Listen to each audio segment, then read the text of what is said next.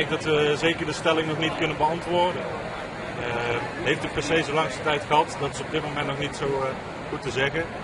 Uit het gesprek van Intel kwam ook al naar voren dat er meer moet zijn dan alleen maar een touchscreen op dit moment. Dat heeft voornamelijk te maken met productiviteit.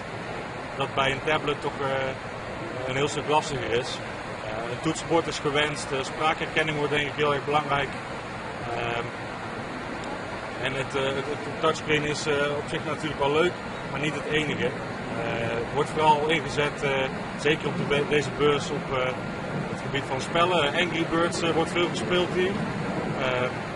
Maar toch blijkt ook wel dat mensen inmiddels wel meer aan Office willen gaan doen.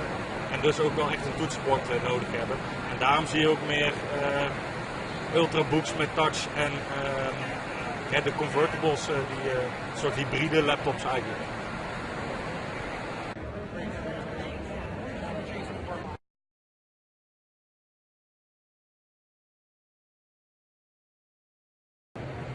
My question really is this the end before we go full tablet, and that we lose or get rid of the keyboard? Right. I mean, it's an interesting philosophical discussion that way because, you know, I think we've had these predictions of the death of the PC for a while now.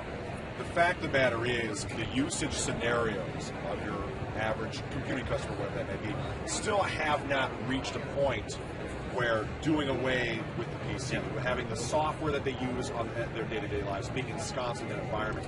We still need the productivity of a keyboard or input of a mouse or whatever. And it even goes far beyond input. I mean, we're talking also about, you know, just as an example, let's use Microsoft Office as an example, because that's, you know, one of those ubiquitous programs, right? And in a case where, if we're talking about, you know, the wonderful thing about Android is that there are all kinds of apps that allow you to take documentation in an Office environment, and you can look at all that stuff, and you can edit those things, and it works beautifully, but it's still not the same experience as you would get on a PC. But the good news is that, and kind of to your point, we are now seeing these things come together a little bit more. The tablet and the PC kind of do this as opposed to shifting from one to the other. This is a good example of what I'm talking about. This is our U925T. Notice that we call it an Ultrabook, right?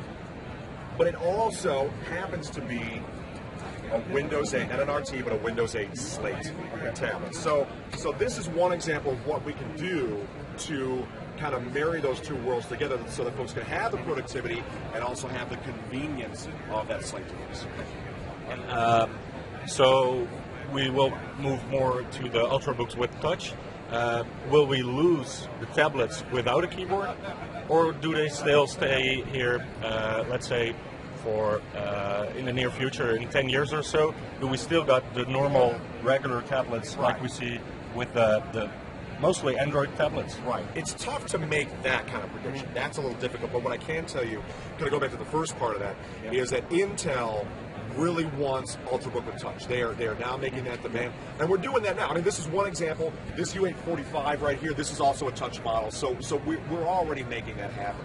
Windows 8 has made touch compelling, and I think usage scenarios now are going to revolve around that. Where we go from there, obviously we can speculate all day, but this is where we are right now. Thank you.